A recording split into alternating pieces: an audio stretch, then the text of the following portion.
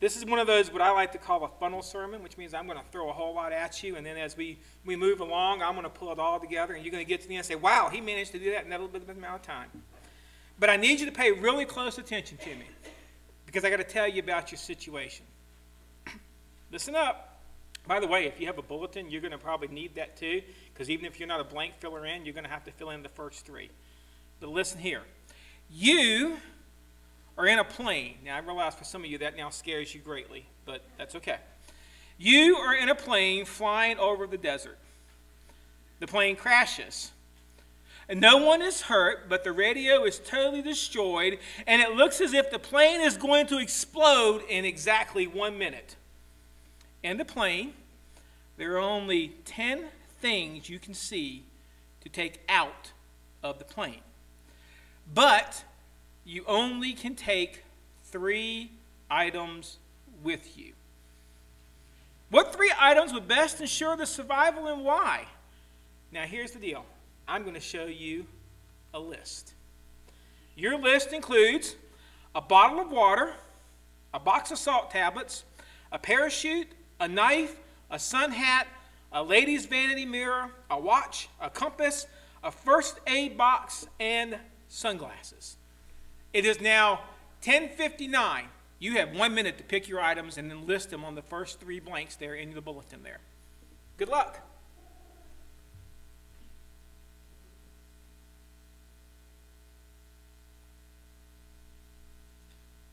Only 3. Best ensure your survival. Your life depends on your choices. The clock's ticking. Plane's going to explode. You there? See a lot of conversation. Hopefully you've got your items picked out. You've gathered them together. Makes it a whole lot harder when I'm talking, isn't it? And stop. Now, I am told that in these kind of exercises, there is no such thing as a wrong or a right answer, but guess what? There are wrong and right answers according to the U.S. military. This is one of their survival tests that they give to people, and believe it or not, they actually do have an answer of what you should have taken with you. So I want to see how you did. What the experts say you should have grabbed as you were exiting the plane before it went boom, the third item on the list should have been a knife. Why a knife? Well, that is to cut off the tops of the cactuses that are in the desert so that you can get water, which you must have if you are going to survive in the desert. Makes perfect sense. Now, the second item on the list actually is a basic need item. They said you should have grabbed the parachute. Why do you want the parachute? Well, because after the plane explodes and you're out in the desert, and when the sun comes up and the sun gets very hot in the desert, there is no shade, and so you're going to want the parachute to build some kind of a shade device out of. These 2 things make perfect sense to me. But the thing that the military says you should grab first and foremost is the mirror. Oh. Now, why would I want a mirror? I mean, I don't want to look at myself. I mean, I know I don't look good. I just survived the plane crash. There you go. The problem is if I'm not going to be able to survive in this environment very long, the whole intent is to get rescued. And to get rescued, well, eventually they're going to notice my plane didn't arrive at an airport and it crashed somewhere. So they're going to send out rescue planes. And as the planes are flying over ground, I need the mirror to gather the light to reflect it back to the people that are trying to rescue me. Man, that's interesting. Now, you need to hold that thought because this is really all about the light and what defines you. I left last week's sermon with this particular question. What defines you, where you came from, how you got here, the path that you followed to this point in your life, is that what defines your spiritual relationship, or is your spiritual relationship defined by where you're going, defined by the light, defined by what you're trying to reflect back to? And how you define your spiritual relationship is important, because if you define it by how you got here, then usually that starts to turn us inward focused. That starts to get us to the point where we're looking at things, how I just survive to the next thing, because it makes me wanting to preserve the history, not move forward. If I define my spiritual relationship by the fact that I am looking for a relationship that is connected to Christ, I am looking for, as they said at the end of the clip there, following the light, then it totally changes the way that we do things. And so we have in the past, everybody defined ourselves by how we got here. Who our family is, what our relationship was, what church we grew up in, what name we put on the outside of the building. All of those things we try to use to define ourselves. And what we have been learning over the past month or so, since the beginning of the year, actually going all the way back when we were at the island with Moana, all of those things come together by we cannot define by where we went, where we've been. We want to define by where we're going. And that's a big lesson. So now let's start taking the funnel and pulling everything together. See, we've been on this journey. We started this journey the very first week of the year. We're in a very unconventional place because you don't usually find cavemen in a church, but that's okay. I'm okay with unconventional. Cavemen are fine because they're simply men that live in caves. I'm okay with that. Lots of people live in caves. We call them houses these days, but they're still the same concept as a cave. And so they are defining themselves by where they have been, but their cave got destroyed. And when their cave got destroyed, they found themselves thrust into a brand new world. And so the brand new world that they found themselves in meant that their actions had to evolve. And we took this movie and we broke it apart into little bitty clips because I wanted us to see how our faith has to do the same thing. You see, we're in a world that is constantly changing. Things don't work the way they used to. I wish they did because you know what? It was a lot simpler, but things just don't work that way. And so as we move out into that territory, as we try to go reflect the light that God has given us out to the world, then you know what? Our faith has to evolve also. And so there are some lessons that we learned as we followed the Croods along. And the first thing we found out is faith is not just about following the rules. There are no cave paintings on the wall that tell us every single thing that we're supposed to do. I mean, how things were done in the past are not necessarily how we're supposed to do things in the future. It isn't just about the rules anymore because Jesus didn't really always follow the rules himself. We looked at those moments when the Pharisees had lots of problems with what Jesus' disciples were doing, and he told them it's not always about the rules, it's about the relationship. As we moved across with the Croods, we found out that God is in charge of tomorrow, and we should live like it. We understand that we are placing our faith, we're placing our lives in God's hand, and what that does for me as the individual is I have to understand that God's plan sometimes trumps my plan. I can't live like there is no God. I can't live because I'm afraid of tomorrow. I can't live just because I want to accumulate things for tomorrow. God is in control of the tomorrow, and if I am going to allow my faith to be more than just a bunch of rules and regulations, if I'm going to allow it to evolve, then you know what? I have to realize God's in control of my tomorrow.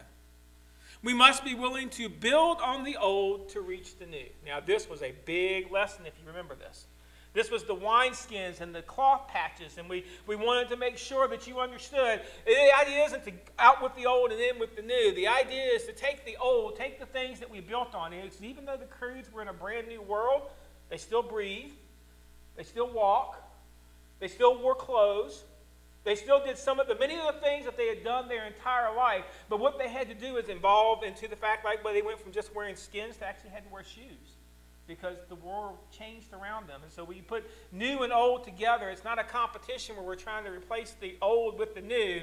We're trying to take the new and allow it to build itself upon the solid foundation of the old. Big lesson. We possess the light and have nothing to fear of the dark. We have this idea sometimes in church that we need to push the world away because that's darkness, and if we get too close to that, then it's going to infect me. And as we looked at this idea, we came to the conclusion that, you know what, we're not supposed to be pushing the dark away. We're supposed to be those mirrors, taking that reflection and going out into the dark and shining the light so that people will see exactly where we came from. We have this idea that there is a difference between living for Christ and living not to die. There is no idea in Christianity that I'm simply living this Christian life so that I can get to heaven. This is not an investment account where someday I'm going to cash in all my chips and get wings and a harp and a cloud and I'm going to sit there and pearly get. That isn't the destination. The goal is a relationship with Christ. And so there's a lot of different ways of living, and you can't live just not to die. You can't live just because I think I want to go to heaven. God desires us to live for the relationship. There is no going back to the cave, only going forward to the future. In last week's lesson, when Grug finally gathered his family and he finally saw the light, and he finally realized where he was going, and he gathered his family and he literally threw them over the ravine, and there he was sacrificing himself because he understood, like he told Crood, when you make it, I make it. When the next generation understands that there's a light out there and they're willing to follow the light, then guess what? We've accomplished our mission at that point. But until that point, we're not there. We have not accomplished our mission until we have taken what we have and passed it on to the generation in front of us. And we can't do that by going back to the cave. We can only do that by today's lesson. We must live in the light. Now, we have done a whole lot of sermons about light in the past. And we understand what the idea of light is. We understand light is the opposite of darkness. We understand that, well, we're supposed to shine the light. Matthew chapter 5, verses 14 through 16 says, You being the church, are the light of the world. A town built on a hill cannot be hidden. Neither do people light a lamp and put it under a bowl. Instead, they put it in its stand, and it gives light to everyone in the house. In the same way, let your light shine before others, that they may see your good deeds and glorify your Father in heaven. So the main purpose of the church is to shine the light. And we sung that song a few weeks ago. And it doesn't matter whether we're doing from shore to shore or forevermore. It doesn't matter how we close out the song. The idea is we're supposed to shine. Now you're saying, oh, wait a minute. Now you're going way back. Yeah, now I'm all the way back into last year. Because remember last year, we kind of gave you the idea of what it meant to shine in the church. And remember, I told you, you're going to see this again. So hopefully you're not going, oh my gosh, what's he going to do next? Well, I'm not going to set anything on fire. You're happy to know. This is a simple acronym to remember. If we're going to shine, the first thing we have to learn is to serve God with all our heart. Shining begins with the idea of serving. Shining continues with the idea of honor God in our worship. That thing that we do here on Sunday morning, we call this a worship service. The entire idea behind it is to bring our voices collectively, our talents, our gifts, our skills, put them all together and make something that we offer back to God, not something that I'm offering to myself. And so I'm offering it back to God, and so I am supposed to honor God with everything that I do. And keep in mind, this worship that we do on Sunday morning is nothing more than an overflow of what we do in the rest of our life. We're supposed to invite others to come. That's important. I mean, that's the first step that you have in trying to reach out to a world is you have to say, would you like to join me? We have to notice the needs of others and meet them.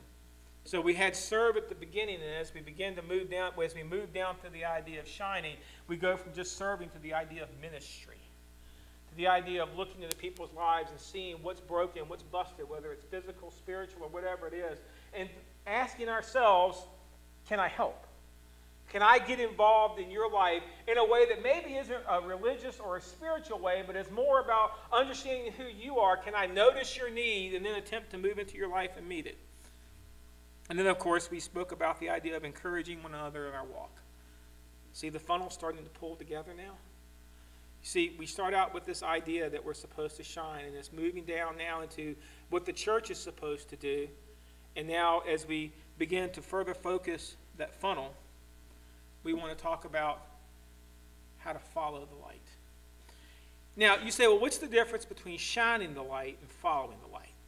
Well, let's go back to the mirror that we took off the plane. For me to shine the light, do I have to move? No. As a matter of fact, probably better if I didn't move at that point, right?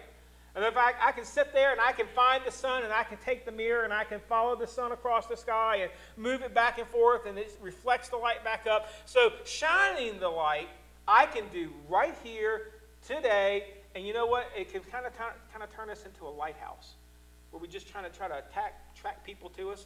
I like the other picture, you know, things that you use to attract people, a bug zapper.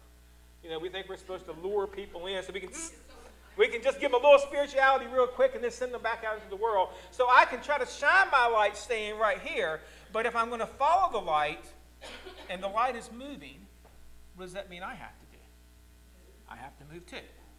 I have to go right along with the light, because if I'm going to follow the light, then wherever it goes, I go.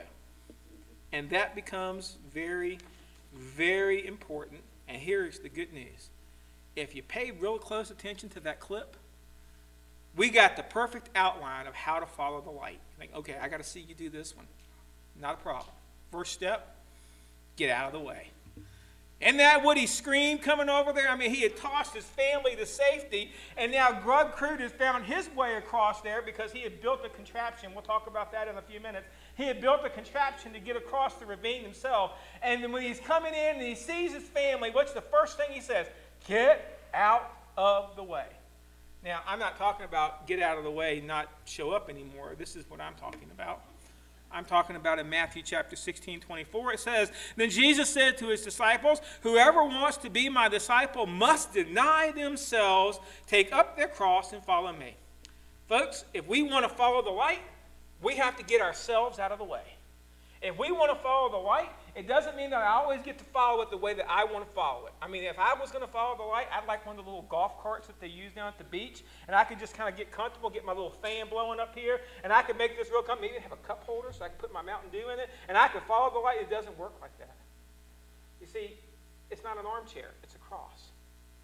And if I'm going to follow the light, then I need to come to the conclusion I cannot follow the light and serve ourselves. And that shine little thing, the first thing up there was serve God. We don't serve God to benefit ourselves. We serve God to benefit others so that others can then see the light, so that others can then come to the light.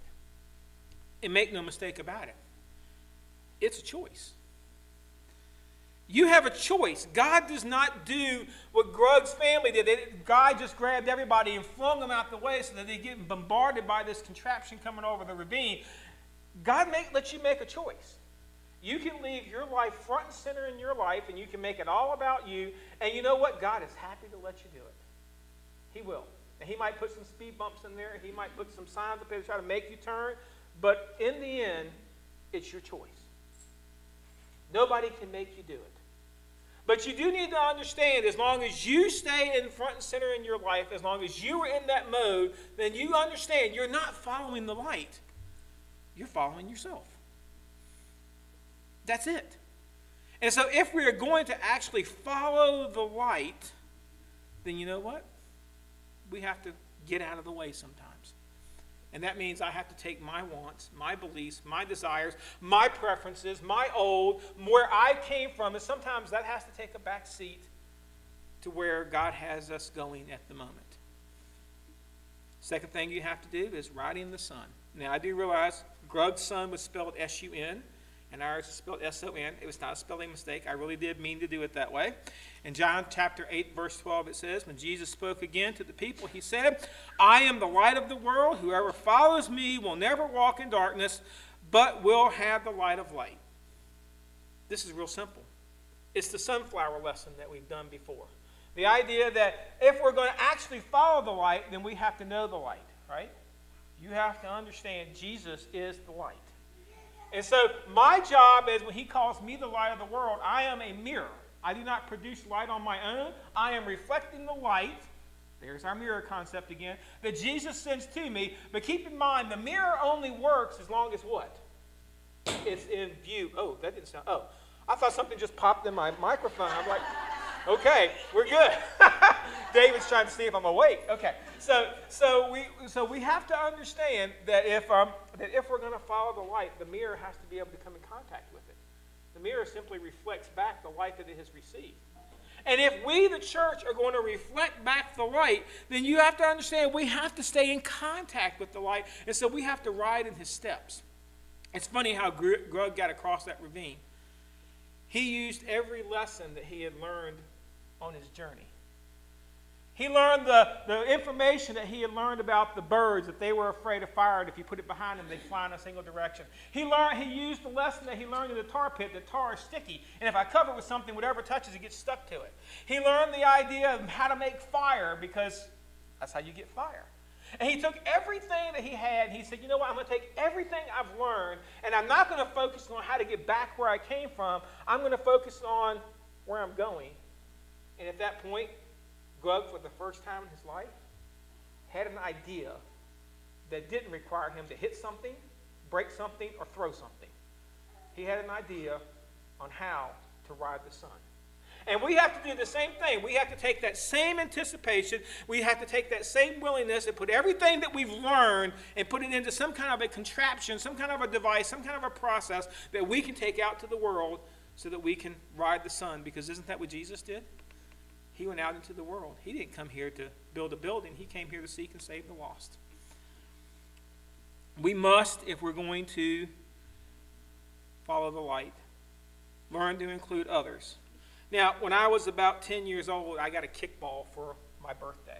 We played community kickball, and then everybody came up to my house, and we played kickball. And so my parents brought me, I don't know why they picked this color, a lime green kickball for my 10th birthday. And I want to tell you something. I got the kickball, and I was ready to play. I was born in September, so it was still warm enough for us to have. And people started gathering at my house, and we were going to play kickball. But a funny thing happened.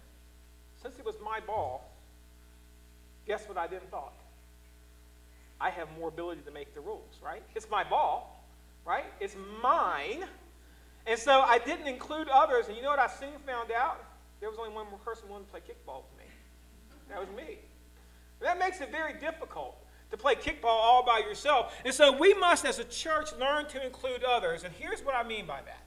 When Grug numbered his family all the way through that movie, it was always 6. It included himself, his 2 daughters, his wife, his son, and, well, his mother-in-law. He tried really hard a few times to make it 5, but it always came up 6 because every time mother-in-law was still alive, still here, and he had that look on his face. But you have to understand, it was always 6 until we get to the end.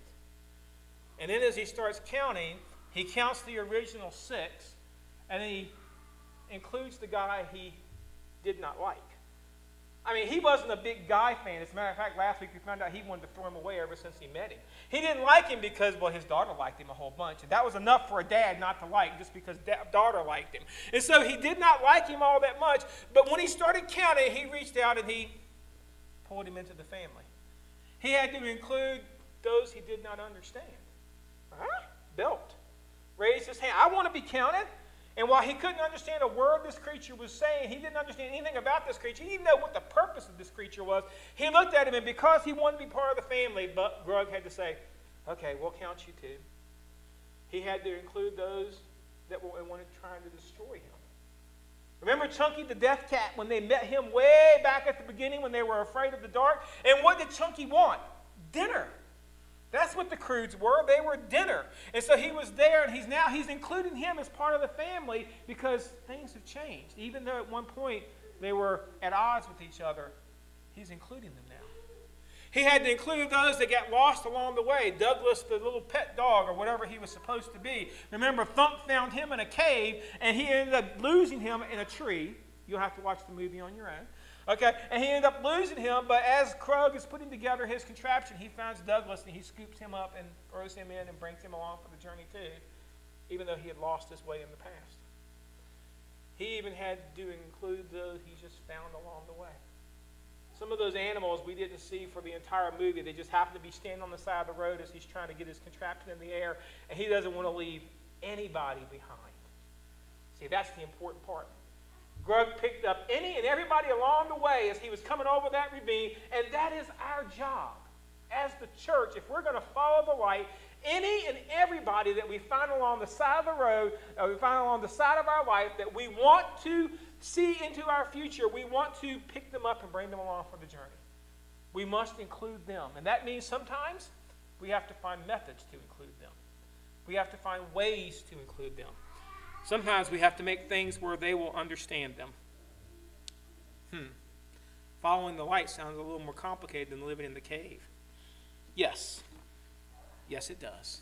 It's supposed to. And you know what? Jesus had a big love for people that did not fit the norm. He did. He really did. Mark chapter 2, verse 15 says, while Jesus was having dinner at Levi's house, many tax collectors and sinners were eating with him and his disciples, for there were many who followed him. It's funny, Jesus was always picking up the strays, the leftovers, the broken, the busted, people that didn't fit society, the ones that the Pharisees turned their noses up and said they're not good enough to come into the temple. Jesus had a big heart for those people. Maybe the intention is for, as we follow Jesus, we're supposed to have a big heart for those people also. The people whose lives are just train wrecks. Those are the people that the church was designed for. The church was not designed for church people. The church was designed for people that are seeking to follow the light. So after you do all of this, there's another thing that you need if you're going to continue to follow the light. You have to have vision. Now, as they stood up on that precipice, it's the second time that Eve had used that phrase, you have got to see this. Remember, the first time was right after their cave got destroyed, and when she said, you've got to see that, and she got ready to move, and Greg's like, we're not going anywhere. Well, now, things have definitely changed. Because as she's standing up on that precipice, and they look out there and they see this, she's having a vision of what's out there. And we have to do the same. Matthew chapter 9, verses 36 through 37.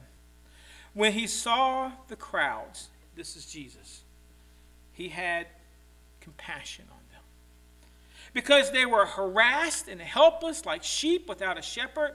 Then he said to his disciples, your ears should perk up, because this is what we claim. We are following Christ, thus we are disciples. The harvest is plentiful, but the workers are few. Jesus had to call their attention to this scene to help them understand, this is the vision I want you to see. I don't want you to see the world like the Pharisees see it. I want you to see the world like this. As a group of people that are harassed and helpless, people that are lost because they don't have a shepherd, those are the people I want your heart to go out for. And those are the people that, if we're following the light, those are the people we're going to see. Those are the people that we're going to feel compassion for. When's the last time you felt a compassion for a person that you just found on the side of your life that made just a total train wreck of their life?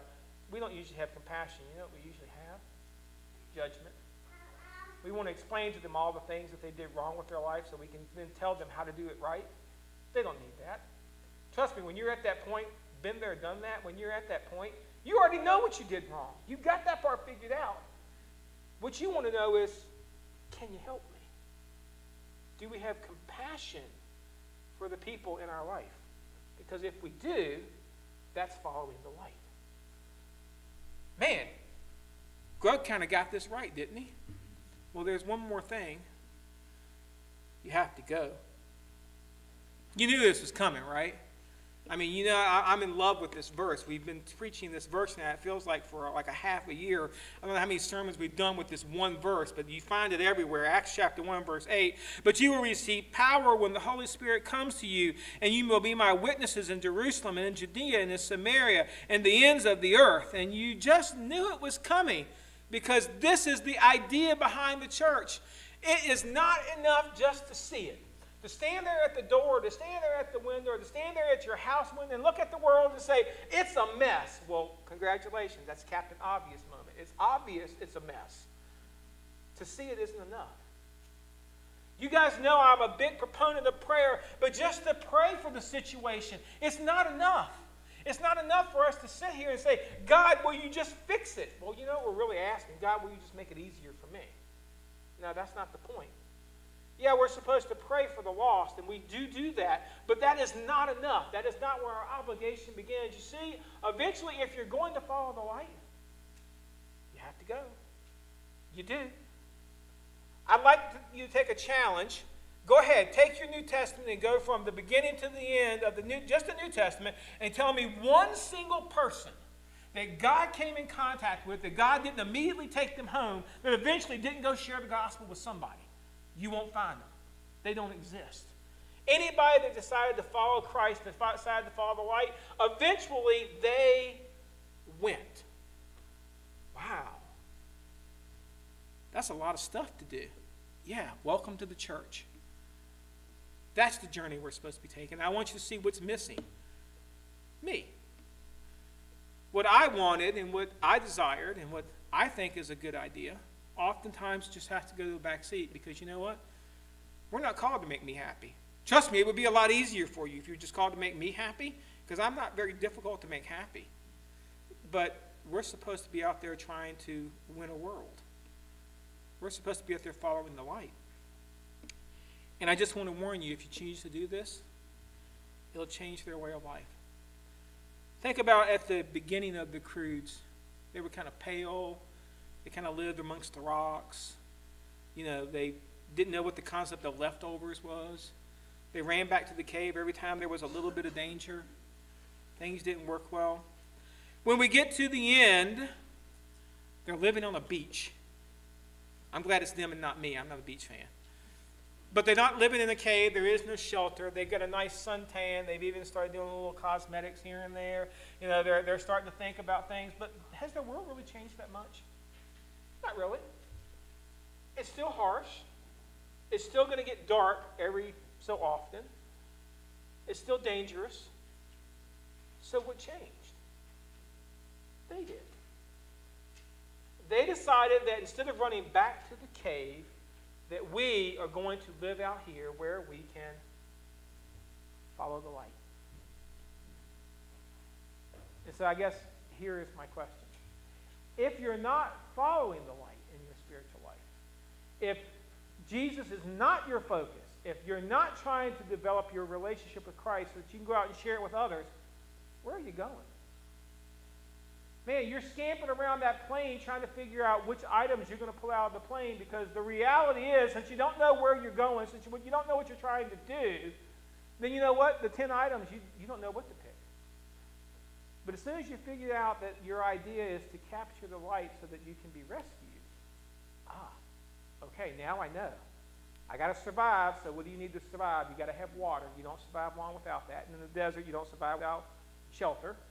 Oh, so I'll take care of those needs. And then guess what? Everything else is about how to attract attention so that I can be rescued.